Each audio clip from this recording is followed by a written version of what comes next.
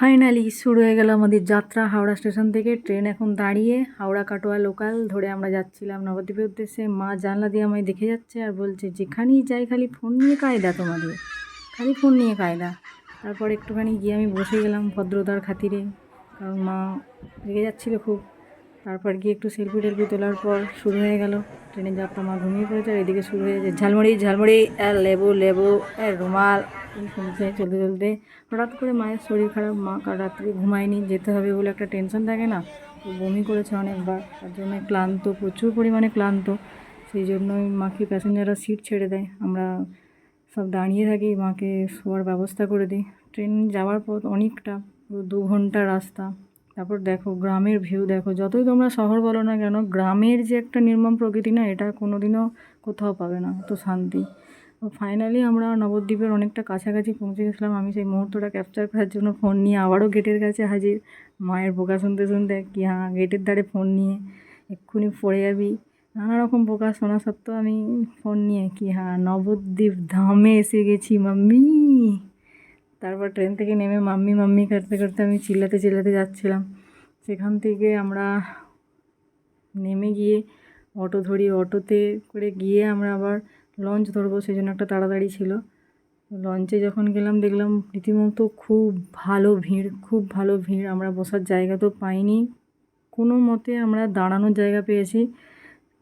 তাও যে লঞ্চটা ছিল, এত গরমের মধ্যে ওয়েট করতে হয়নি, এটা একটা সবথেকে বেস্ট জিনিস ছিল আমাদের জন্য। তো লঞ্চে উঠে গিয়ে তোমাদের একটা সুন্দর জিনিস দেখাবো, যে লঞ্চে দাঁড়িয়ে থেকে গঙ্গার এই পার থেকে ওই দিকে যে মন্দির, যে মায়াপুরের ইস্কনের মন্দির, সেই মন্দিরটা কত অসাম লাগছে, দূর থেকে দেখা যাচ্ছে। জাস্ট লঞ্চ এদিক থেকে ছাড়ছে আর ওই দিকে মন্দির, ওই ভিউ নেওয়ার জন্য জাস্ট সবাই খালি রেডি। কি অসাম লাগছে। এই মুহূর্তের সঙ্গে তোমাদের একটা জিনিস শেয়ার করতে পারলাম না, সব কিছুই দেখাতে পারলাম, কিন্তু একটা ডলফিন আমরা দেখেছিলাম, যেটা তোমাদেরকে শেয়ার করতে পারলাম না। ডলফিনটা পুরো উপর দিকে উঠেছিল, এরকম গঙ্গাতে ডলফিন নট এক্সপেক্টেড। তারপরে আমরা লঞ্চ থেকে নেমে যখন বাসে চেপে যাই মন্দিরের কাছাকাছি, সবাই ফোন নিয়ে রেডি, এই ভিডিও বানাতেই হবে, সামনের মুহূর্তটা দেখতে হবে, ক্যাপচার করতে হবে। নিজের দেখার থেকেও বড় কথা স্ট্যাটাস দিয়ে একটু লোককে দেখাতে হবে। যাই হোক, মন্দিরের ভিউটা অসাম লাগছিল, আর সবথেকে বিশ্বের বড় মন্দির। মন্দিরে ঢোকার পর এটা ছিল আমাদের প্রথম দেখা কিছু বিদেশি লোকের, নাম সংকীর্তন করছে তারা, আর আমরা এদেশীয় হয়ে আমরা নাম সংকীর্তনে মন দিই না, বিদেশিরা এসে এখানে নাম গান করছে, খুবই ভালো লাগলো। যাই হোক, পর আমরা এখান থেকে চলে যাব মন্দিরের ভেতরে রুম নেওয়ার জন্য, তো সেটার দিকেই যাচ্ছিলাম। ফাইনালি রুমও পেয়েছি। রুম পাওয়ার পর সেখান থেকে ফ্রেশ হয়ে আমরা বেরিয়েছিলাম খাবার প্রসাদের জন্য। প্রসাদেরও লাইন দেখতে পাচ্ছ, এতটা লাইন, আমরা 2 ঘন্টা লাইন দিয়ে ফাইনালি প্রসাদ পেয়েছি। সামনে যাওয়ার পেয়েছি দেখেই মন খুশি।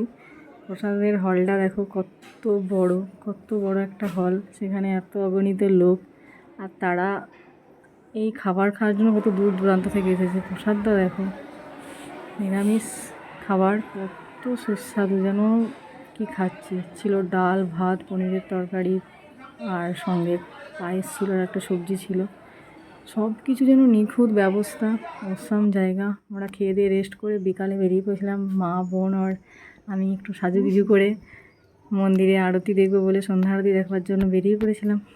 একটু ক্যাত মারতে মারতে যাচ্ছিলাম, কায়দা করতে করতে। তারপর রাস্তায় যেতে যেতে বোন বললো, না তোর একটা ভিডিও বানিয়ে দিই, তুই একটু ইউটিউবার হয়েছিস, তাহলে একটু দিবি। তো আমার একটা ভিডিও তুলে দিয়েছিল। মা কিন্তু মনে মনে রাগ করছে, বলে সব জায়গায় এসে তোমাদের খালি ভিডিও আর ছবি, খালি ভিডিও আর ছবি তোলা কাজ না।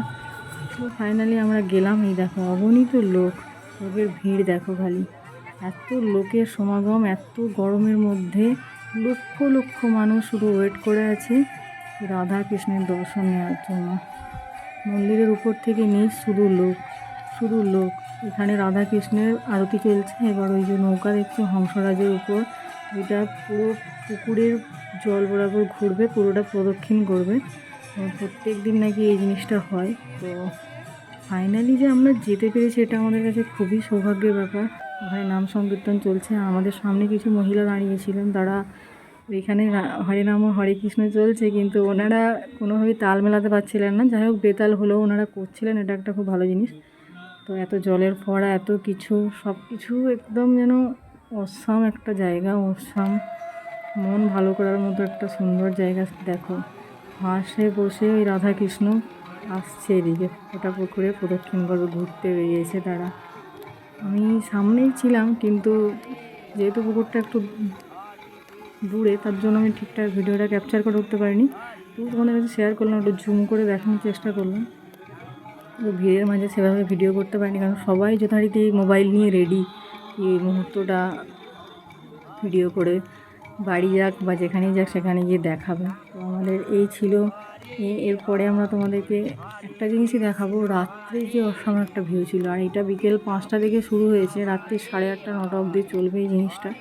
5টা থেকে আরতি শুরু হয়েছে, সন্ধ্যা আরতি বা আরও যে পর্বগুলো ছিল সেই রাত্রি 8:30 অবধি চলেছে, এখন পর্যন্ত চলছে।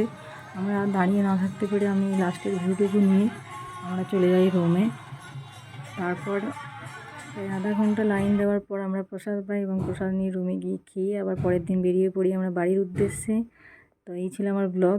রাধে রাধে গাইজ।